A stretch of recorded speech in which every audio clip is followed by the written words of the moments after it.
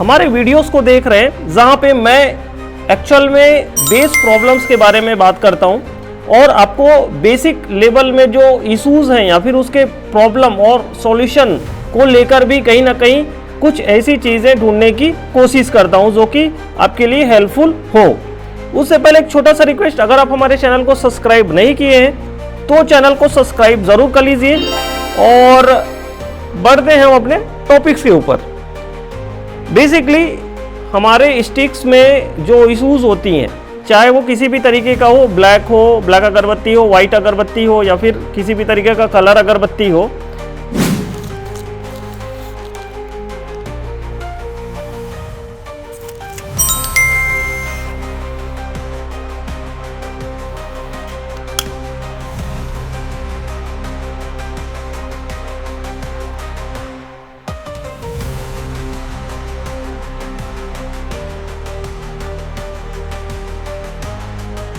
Basically जो एक issues है फ्रेगनेंस और अगरबत्ती के बेस में, वो ये है कि जब हम अगरबत्ती को एज अ इस्तेमाल करते हैं या फिर उसे किसी भी तरीके से महसूस करते हैं, महसूस करना मतलब ये हमने स्टिक्स रखी जो कि सैंटेड की हुई ब्राउन अगरबत्ती हैं। अब जो प्रॉब्लम्स हो रही हैं अभी के टाइम पे, ज़्यादातर ये प्रॉब्लम्स थोड़ी से मेजर प्रॉब्लम मैं कह सकता हूँ, या फिर बहुत ज़्यादा ये प्रॉब्लम्स लोगों को आती हैं उनके अगरबत्ती में। और वो क्या है कि जब फ्रैग्रेंस को हम महसूस करते हैं या सूंघते हैं तो वहाँ पर उसकी खुशबू बहुत अच्छी होती है।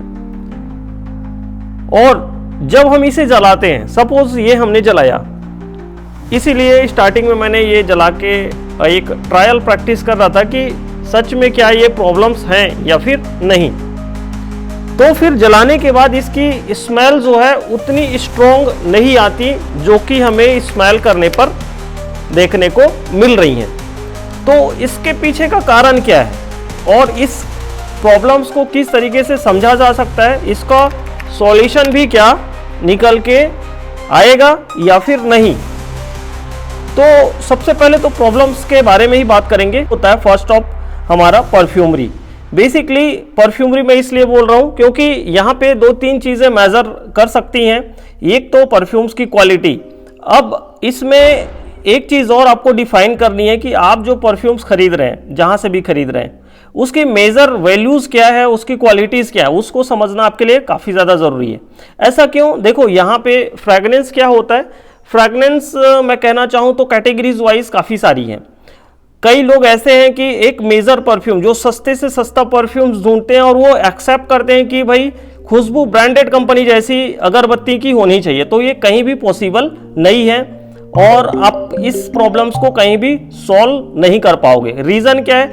जो सस्ते परफ्यूम्स होते हैं उसमें जो बेसिक एल्डिहाइड्स हैं, खाली टॉप नोट्स को ही डेवलप किया जाता है। आपने नोट्स के बारे में ज़रूर समझा होगा, मैंने पिछले वीडियोज़ में तीनों टाइप के जो कैटेगरीज नोट हैं, टॉप, मिडिल और बेस, तीनों नोट्स के बारे में बताई हुई है। अगर वो वीडियोज़ नहीं देखे हैं तो नीचे लिंक मिलेगा, उस वीडियो को आप वॉच ज़रूर कर लीजिएगा, आपको थोड़ा बहुत चीज़ें और अच्छे से समझ में आ जाएंगी।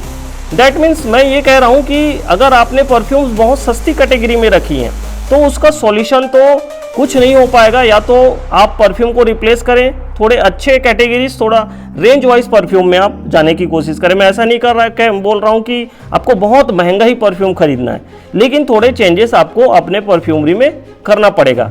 सेकंड चीज़, अगर आप इस चीज़ को मिड सेगमेंट्स में चले जाते हैं, 1000 प्लस में भी काफ़ी अच्छे परफ्यूम्स आज के टाइम में मिल जाते हैं। एबव हम चलें तो 1500-1800 रुपये तक का भी अच्छा परफ्यूम्स मिल जाता है। बट इस परफ्यूम्स में अगर इशू हो रही है तो आपको समझने की ज़रूरत है। वो कैसे, आगे हम बात करेंगे। सपोज एक एग्जांपल और ले लेते हैं। ये हमने स्टिक्स हैं जला ली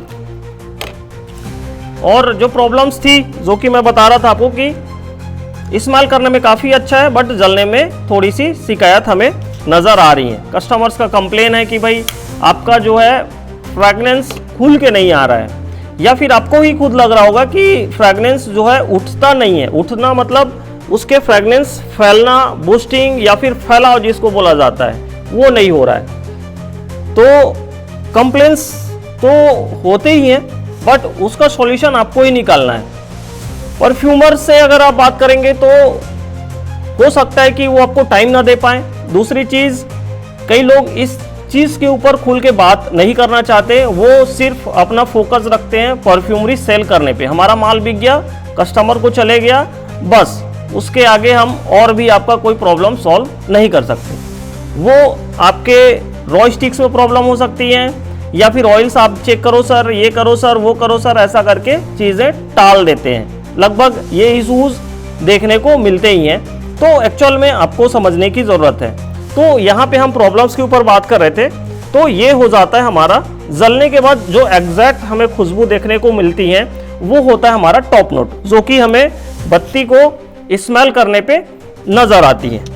सेकंड जो इशूज़ है, फैलता नहीं है, बूस्टिंग नहीं होता, वो है हमारा बेस नोट। बेस नोट मतलब जो फैलाव होता है फ्रेगनेंस का। बेस नोट एक ऐसा पॉइंट है जो कि परफ्यूम्स के लिए काफ़ी ज़्यादा मायने रखता है। बेस नोट्स में क्या क्या चीज़ें यूज़ होती हैं, वो सारे परफ्यूम्स के एक अलग मेथड है, और उसके ऊपर जाएंगे तो वीडियोस काफ़ी लंबी बन जाएंगी। बेस नोट ही एक ऐसा पॉइंट है जो कि परफ्यूमरी में या फिर हमारी स्टिक्स में जो विजिबल, या फिर मैं कहना चाहूँ तो जो स्टिक्स या फिर जो फॉग है या धुआं है या फिर जो सुगंध का फैलाव है, वो डेवलप होता है। और बेस नोट में अगर किसी परफ्यूम्स में कमी है तो ये इशूज़ आपको देखने को मिलेंगे ही। तो आप इस चीज़ को ज़रूर समझिए।